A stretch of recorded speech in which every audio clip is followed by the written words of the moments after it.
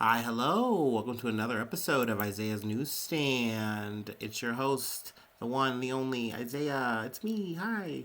Um, how you doing? Me myself. I'm doing okay. This week was a week. I kind of it's one of those weeks where you kind of do the math and you realize your month has been kind of shitty. But overall, we're here. We're keeping with the keep on. I got a good food corner for y'all. I went to a place called El Asadero this week. It was so good. Essentially, they had this thing that was in this food group I'm in. I think it's called Chat on Cincinnati. It's on Facebook or whatever. But someone posted a picture of this thing that they called a burrito pizza or pizza burrito. I can't remember, but essentially it's like a quesadilla style burrito situation. And if you've ever had burrito taco is just like it's got this gorgeous meat in it, and it's got this amazing sauce that I believe also has the same meat in it, and it's just amazing. You could dip it in there, and so amazing. So that was just a good way to start this year in terms of food stuff. I mean, not that I've been in a slump with food, but that was a good one. But yeah, no, this month has been not my January, not the way I wanted to start it. But I do got some news for you guys. The situation popped off over the week. I guess over the weekend, starting on Sunday, Monday. But got this from AP News and then also Al Jazeera.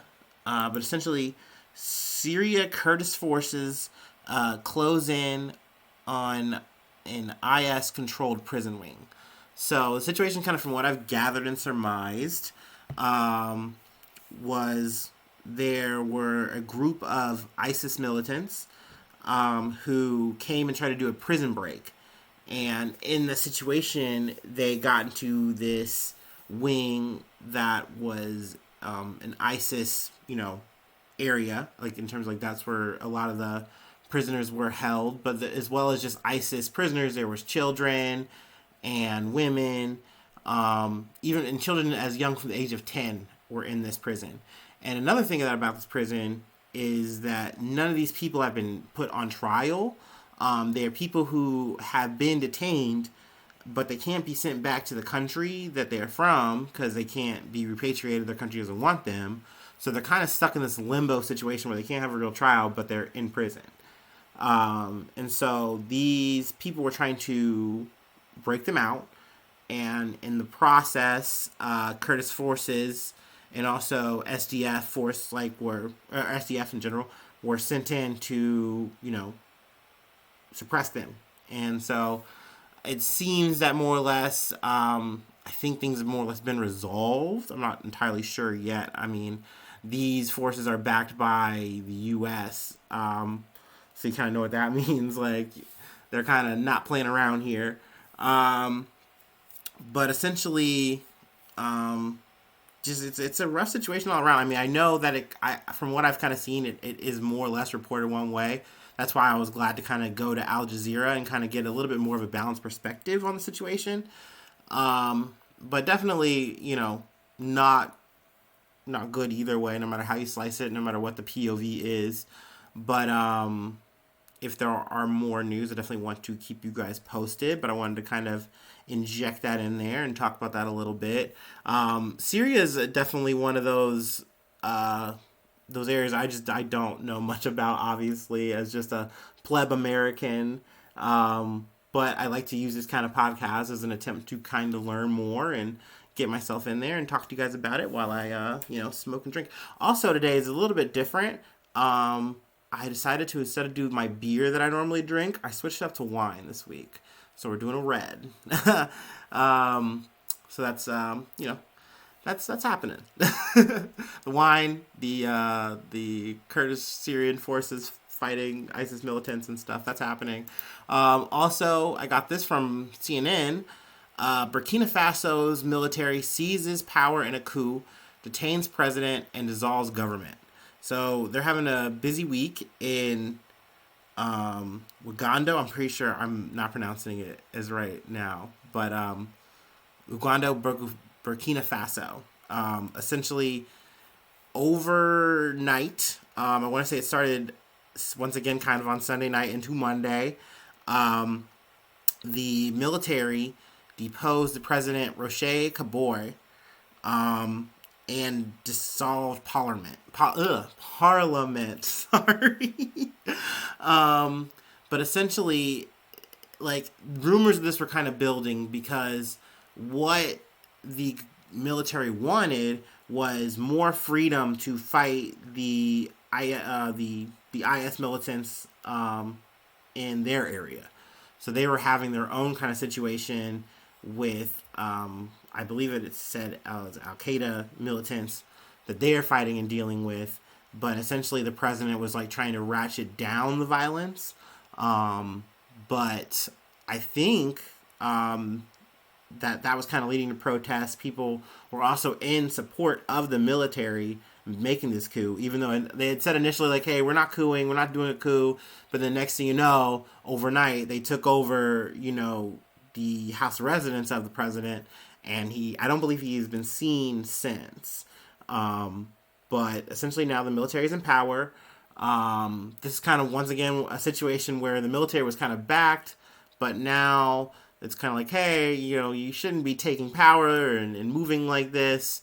So, I mean, there hasn't been any sanctions or any actions yet, but, I will say it seems that the people are at least in support of the military.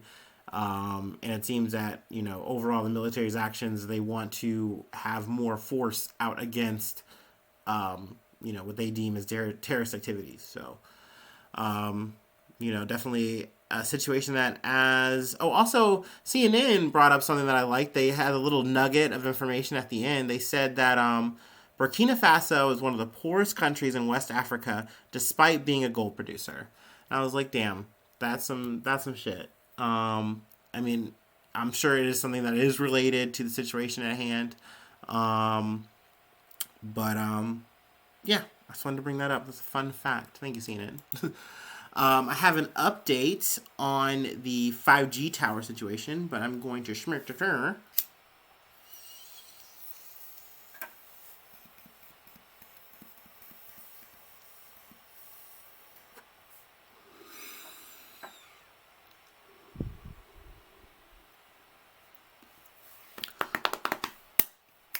Hiya. Got this from the Hill. FAA. Wireless companies agree on steps to deploy 5G towers near airports.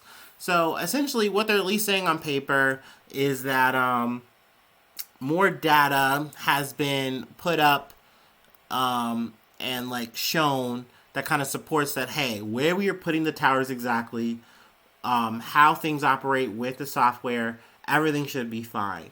And with that, people, I guess, are more okay with it. I might have some more speculations that sometimes money talks and that can kind of grease the wheels and people can kind of do things. The Hill does not say that. That's not stated in the article. But essentially, I do have a quote. The FAA used this data to determine that it is possible to safely and more precisely map the size and shape of the areas around airports where 5G signals are mitigated, shrinking the areas where wireless operators are deferring their antenna activations. And this is from the FAA spokesperson, I should say. So it looks like that's going to free things up. Oh, there's more to the quote here. Here you go. This will enable the wireless providers to safely turn on more towers as they deploy new 5G service in major markets across the U.S. So essentially, just a little bit more education on the topic, I guess, and kind of looking around and saying, hey, we're going to deploy this. Things are going to work out. It's going to be A-okay. Awesome. So things are going to be running there. Hopefully there's not going to be any issues. Obviously, if anything pops up, I'll let you know. And some sad news, though, back from CNN. There's a report into deadly stadium crush will focus on who closed the gate that led to loss of lives. So essentially, there was an incident. I believe it's called like the Africa Cup, but essentially it's like a big soccer tournament throughout the whole country. Everyone's coming here. It's in Douala, Cameroon. But essentially, 8 people were killed and 38 were injured on Monday in a situation where I guess people were crowded by a gate that was closed, and I guess they were supposed to be able to get in. And essentially, people were stuck, and this happened around round 16 of the match, and which ended in Cameroon winning in 2-1. So it's like one of those bittersweet moments, but you can kind of understand in those kind of moments where a situation, like maybe the game's heating up, things are happening, people want to get in, they thought they could get in this way and they can't, and now the people in the front are getting smushed in by the people in the back.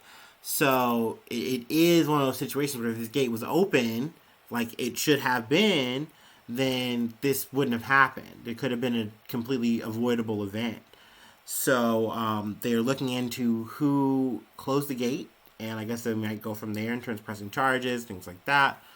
So it's a sad thing because people come here. This is a world event, and it's a big deal, and it's sad that just like any of the situations, that someone dies. In other news, I do have another update, and this is kind of the last bit we have before we hop out. And it's an update in I wouldn't say the Chauvin case, but I guess just spilling out from the Floyd situation. The 3 other officers their trial started this week. And the names of the officers, we have Alexander Quinn, Thomas Lane, and To Tao. And they are charged with depriving Floyd of his civil rights while acting under government authority. I believe also 2 of the officers are charged. Yeah, they have a separate trial in June on charges that they aided and abetted both murder and manslaughter. So that's some extra stuff there. But essentially, this trial is starting now. It is kind of a situation where the one defense is that Floyd was kind of resisting off camera. It wasn't seen, but he was struggling, and that is why things had ratcheted up so much. There is another angle where one of the officers says, "Hey, I did speak up and try to say, hey, you were being too rough. We need to call an ambulance. We need to get an ambulance here as soon as possible." But it just didn't work out. And then there's also another angle that says, hey, Chauvin was just in charge, period. He was a superior officer, and because of the training that I'm supposed to be following, that we're supposed to be following, we followed his lead. And that led to what happened. Chauvin was guilty, totally, and we're saying that because of this man's lead, that's why we did what we did and we assisted. Now, there's counter to that. Obviously with the video evidence, that, yes, that you did speak up, but you didn't speak up hard enough, obviously. There's also evidence where one of the officers is, like, chastising Floyd and talking to the crowd saying, like, this is the reason why you don't do drugs. It's definitely going to be a lot. It's going to be another layer of this onion to unpeel and see how this goes. Because, there's definitely arguments to say that, hey, there's shades to this, and that these guys did do something that is, obviously involving guilt, and they should be sentenced, but then should it be as severe? And then if it is as severe for the 3 officers, is there levels even to that? I guess we'll be getting to that. As always, we will keep you posted. But like I said, that pretty much wraps us up. Keeping it quick, boom, boom, boom. I should have another installment, though, by weekend's end for ya. But you know what time it is, a shill time. I got a Patreon. That's patreon.com/Isaiah News. Essentially, you can go on there. If you click on the Newsy bundle, that gets you pretty much a shout out on the pod. I say your name, talk about what you want to talk about for a quick second. Also, it's got a Discord where you can kind of hang out, pal around there, chit chat, if you will. What else we got social wise?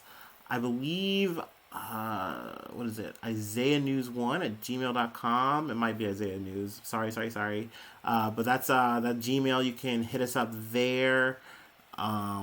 We have Facebook and a Twitter and an Instagram. It's Isaiah News 1, I think, for the Twitter. Might be. There's a one somewhere in those little program handle things I got. But essentially, you can follow us there. Spotify, you can hit the follow button. What else is there? Subscribe to me on the YouTuber thingy. I got that. You know, do the thing, whatever it is. It gets you closer to me. It keeps me closer to you, I'd like to say. But yeah, I hope you have a good one, and hopefully I see you soon for some more good news. You have a good one. Love ya. Bye-bye. Mwah.